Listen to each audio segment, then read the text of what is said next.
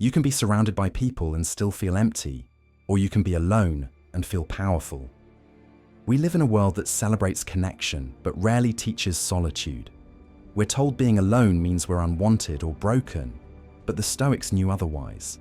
For them, solitude wasn't exile, it was elevation, a place to know yourself, train your mind, and build inner resilience. In this video, we'll explore 9 Stoic shifts that can transform loneliness into a source of personal power. Let's begin. Blue 1. Understand the difference. Alone versus lonely.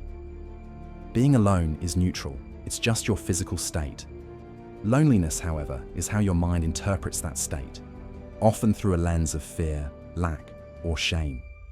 Stoicism trains us to examine these interpretations and challenge them. Ask yourself, is this thought serving me or sabotaging me? You're not lonely because you're alone.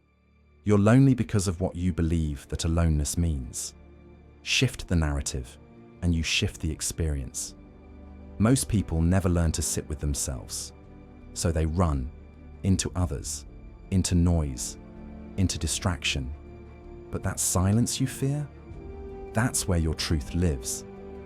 Let the quiet hurt a little. Let it teach you. The Stoics didn't label emotions as weakness, they labeled ignorance of their source as danger. Learn to hear the loneliness not as a curse, but as a call. 2. Reclaim control over your attention. When we feel lonely, our attention becomes hijacked by overthinking, fear, and regret.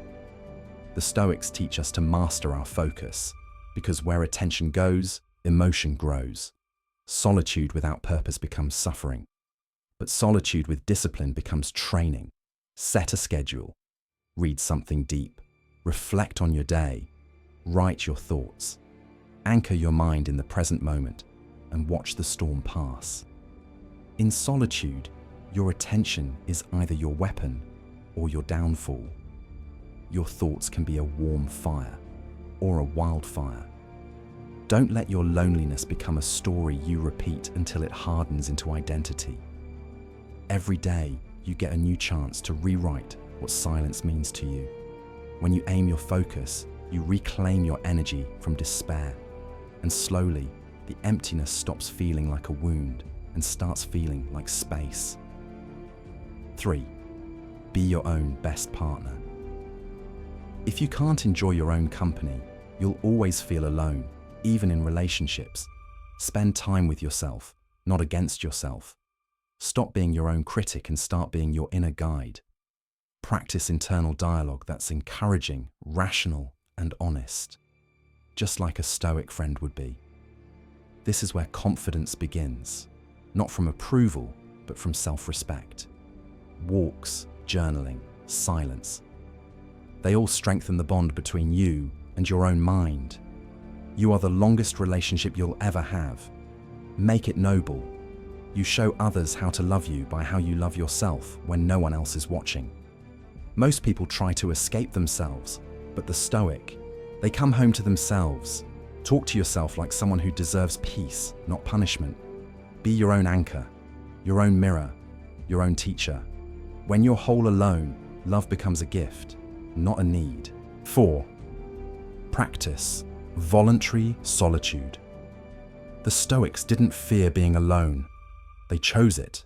They withdrew to reflect, to sharpen, to grow. Seneca spoke of retreating into oneself as the best vacation. You don't need to escape to the mountains. Just put the phone down and breathe. Make solitude a daily habit, even if it's just 10 minutes. In those moments, listen, not to the noise of the world, but to the whisper of your true self. Solitude isn't a punishment, it's your power source. 5.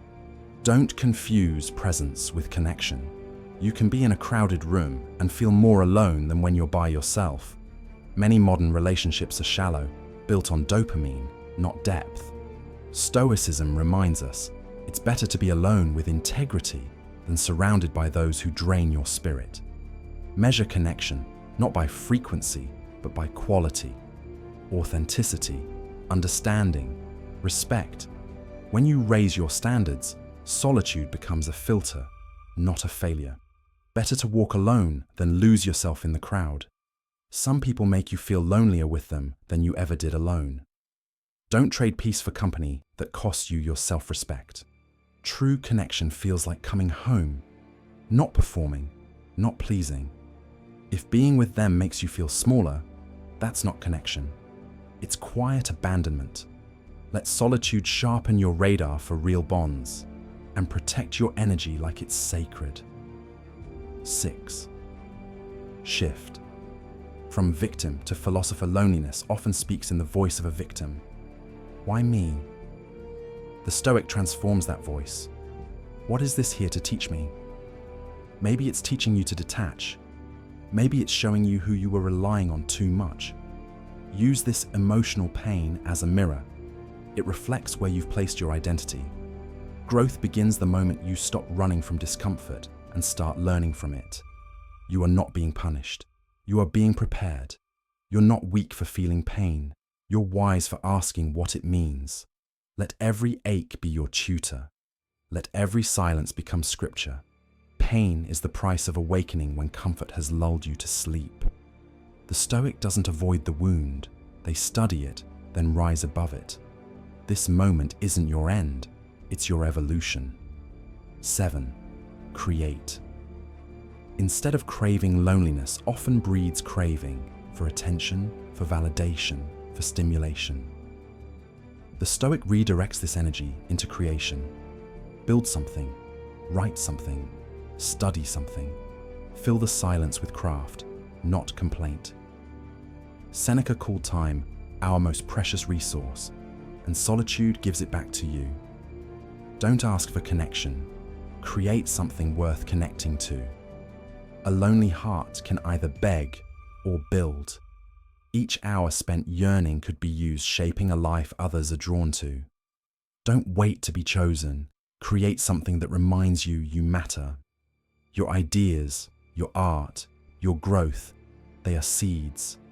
Plant them in solitude, and one day they'll bloom into something even your past self would admire. Blue 8, love without dependency. Modern love often masks dependency. I can't live without you sounds romantic, but it's fear in disguise. The Stoic kind of love begins with wholeness. It's a choice, not a need. Practice being alone without being bitter. That's how you prepare for real connection. If you can sit in solitude and still feel at peace, you'll never again confuse love with survival. True love isn't clinging, it's standing side by side, both whole. Don't look for someone to complete you. Be someone who is already complete.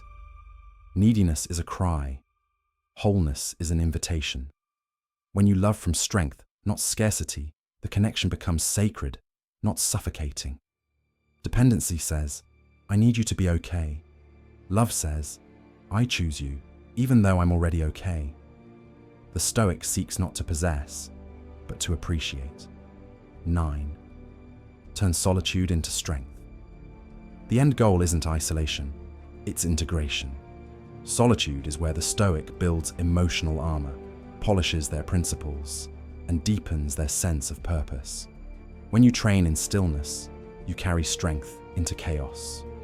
You become the person who doesn't break when others leave, because your foundation is within.